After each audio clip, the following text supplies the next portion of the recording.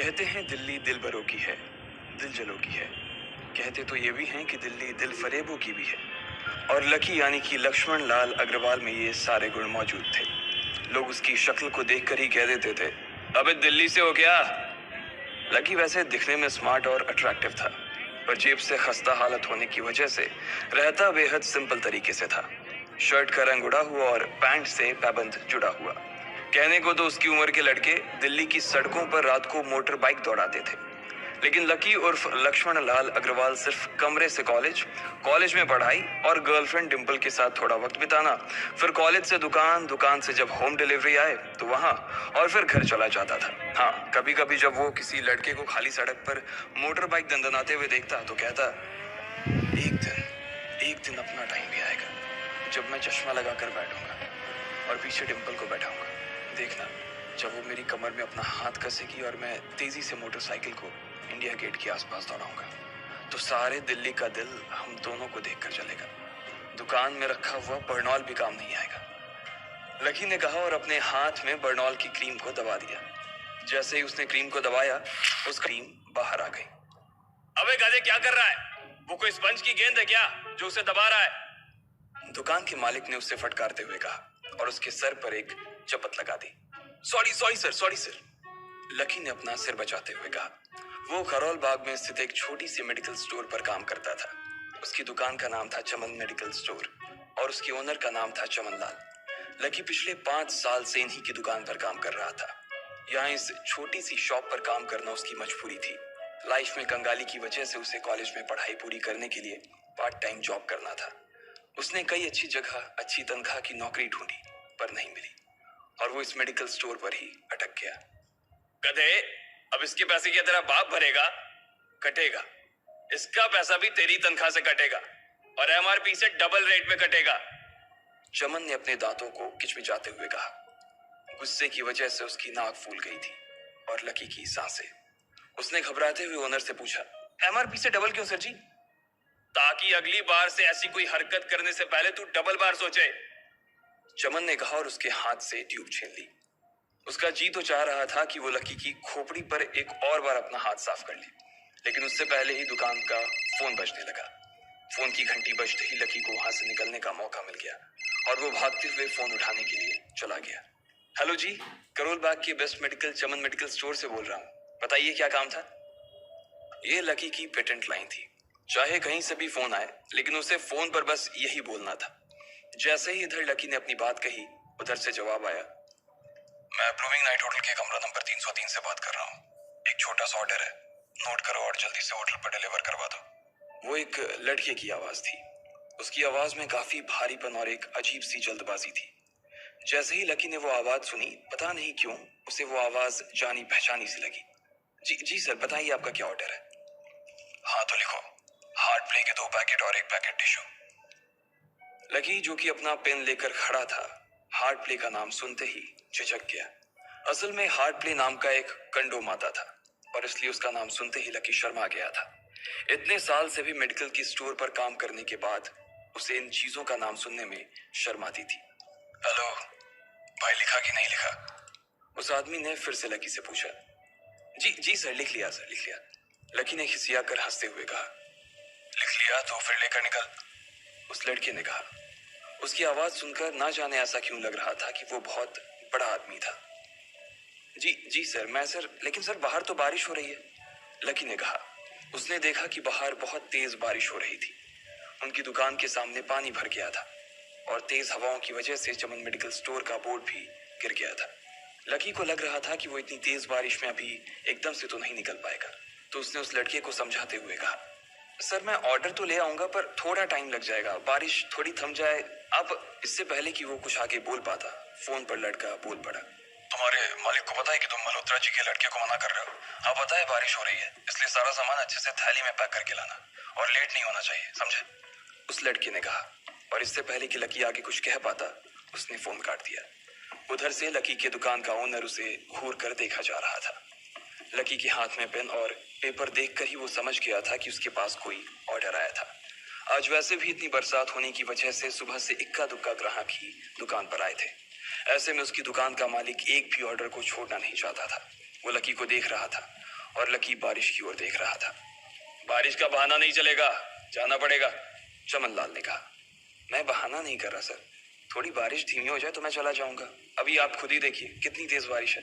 वो पता नहीं कोई मिस्टर मल्होत्रा का कोई बेटा कुछ ज्यादा ही जल्दी में था। मैं साइकिल से तो पहुंच नहीं पाऊंगा इतनी जल्दी। लकी ने उनकी ओर देखते हुए कहा। क्या कहा? मिस्टर मल्होत्रा जी का बेटा? तू मेरी दुकान बंद करवाएगा क्या? अभी क्या भी निकल उनका ऑर्डर लेके। वो हमारे बहुत पुराने कस्टमर है, चमन ने कहा। पर लकी ने कहा ही था कि चमन बोला। पर कुछ नहीं, तू मेरी मोटरसाइकिल ले जा, उसने गुस्से में कहा। अरे सर जी, 200 के ऑर्डर में मुश्किल से 40 रुपए बचेंगे। इससे 3 गुने का तो पेट्रोल ही लग जाएगा, और अगर गाड़ी रास्ते में बंद हो गई तो अलग से खर्चा, लकी ने समझाते हुए कहा। वो जानता था कि उसका मालिक इन सब बातों पर ध्यान नहीं देने वाला। चमनलाल बोला। कोई बात नहीं, तू जा, चाहे जो हो जाए ग्राहक नाराज नहीं होना चाहिए, और वैसे भी वो मल्होत्रा जी का बेटा है। चमनलाल ने मोटरसाइकिल की चाबी लकी की ओर उछालते हुए कहा। लकी ने चाबी ली। उसे देखकर उसके अंदर मिक्स फीलिंग आ गई। एक तो वो बहुत खुश हुआ कि बड़े दिनों बाद बाइक चलाने को मिलेगी, पर वहीं दूसरी तरफ दुखी इसलिए हुआ कि बाइक मिली भी तो ऐसी तेज बारिश में, अगर खराब हो गई तो इसकी चपत भी उसके सिर पर ही पड़ेगी। वो मुंह लटकाकर रेनकोट और हेलमेट पहनते हुए वहां से निकल गया। बाहर आकर बाइक को देखा तो लकी ने मन में सोचा, चलो ठीक है, जो होगा देखा जाएगा, कम से कम बाइक तो चलाने को मिल रही है।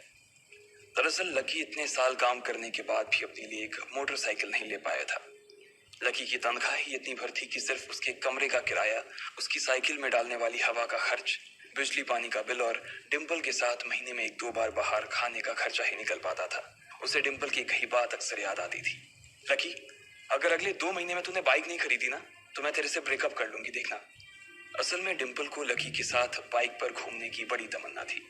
लकी की इस उजाड़ जिंदगी में एक वही तो थी जिसके लिए जिंदा रहने को उसका जी चाहता था। जब भी वो उससे बाइक की बात करती तो लकी डिम्पल की इस बात को हंस कर टाल देता था।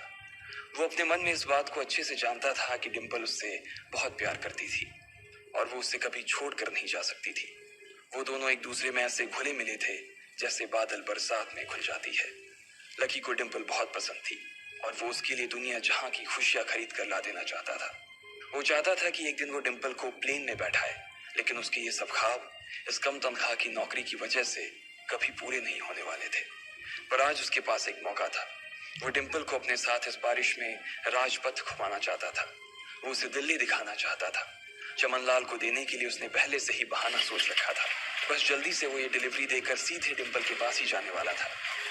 उसने होटल ब्लूमिंग नाइट के बाहर मोटर बाइक पार्क की और सीधे होटल के अंदर चला गया। लकी ने रिसेप्शन पर पहुंचकर नमस्ते करते हुए रिसेप्शनिस्ट को बोला, जी मैं चमन मेडिकल स्टोर से आया हूँ, रूम नंबर 303 का ऑर्डर था सर।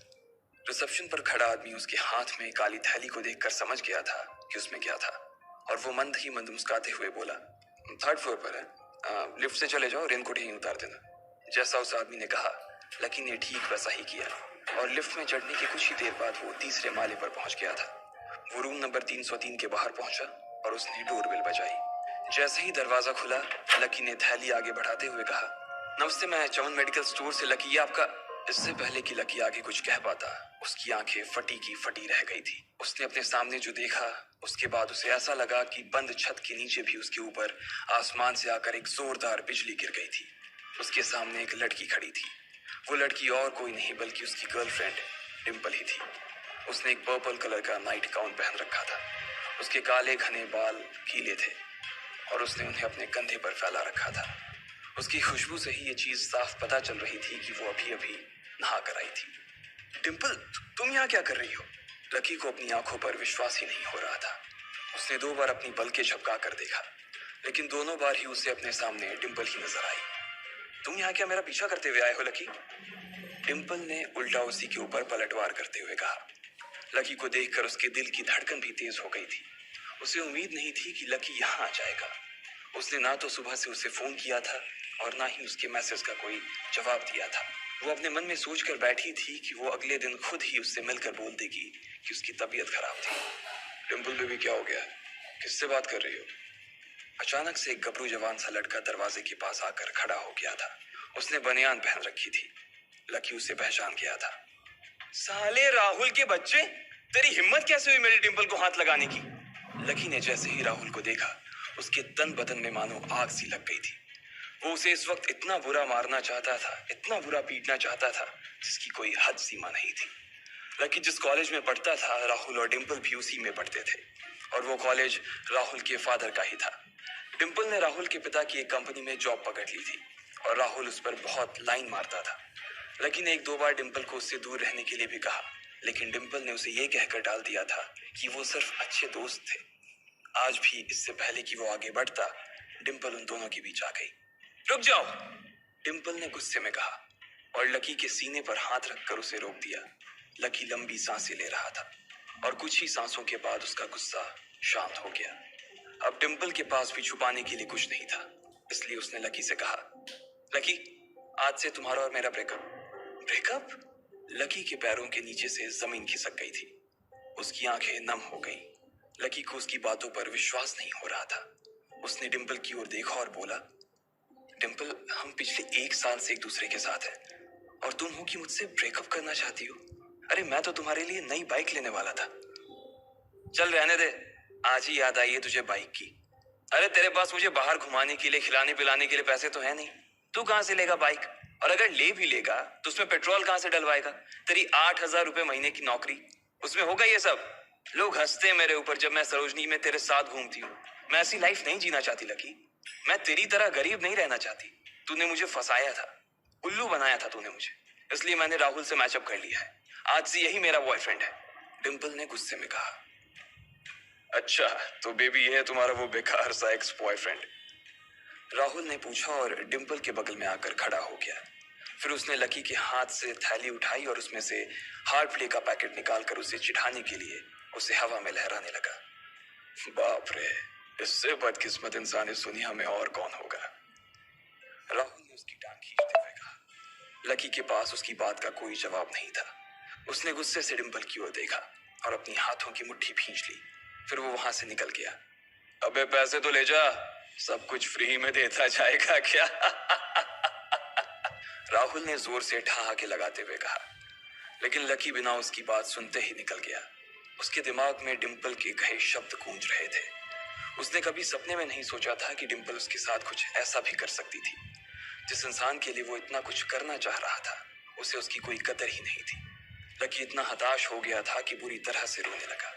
इस बार वो लिफ्ट से नहीं बल्कि सीढ़ियों से नीचे उतरा, और एक ही एक सीढ़ी उतरने के साथ उसके आंसू आंखों से छलकते जा रहे थे।